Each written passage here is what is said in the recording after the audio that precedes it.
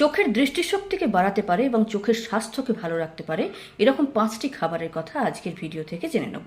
তো চোখকে সুস্থ রাখার প্রথম শর্তই হলো যে চোখকে ঠান্ডা রাখতে হবে এবং কিছু বিশেষ ভিটামিন এবং মিনারেলসযুক্ত খাবার খেতে হবে। তো এরকমই একটি খাবার যেটা প্রথমে বলবো সেটি হলো মৌরি।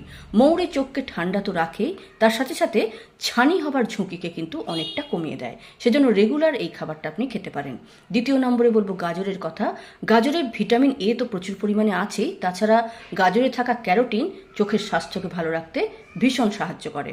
3 নম্বরে বলবো ঘিয়ের কথা। ঘি একটি প্রাকৃতিক ময়েশ্চারাইজার, এটা চোখকে শুকোতে দেয় না আর চোখের স্বাস্থ্যকেও ভালো রাখে। তারপরে বলবো নাটস, যে কোনো বাদাম আপনি খেতে পারেন চোখের স্বাস্থ্যকে ভালো রাখার জন্য।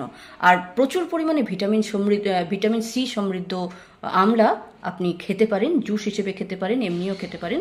তবে হ্যাঁ, সবার শরীর সমান নয়, সেজন্য যে কোনো খাবার খাওয়ার আগে ডাক্তারের সাথে পরামর্শ করে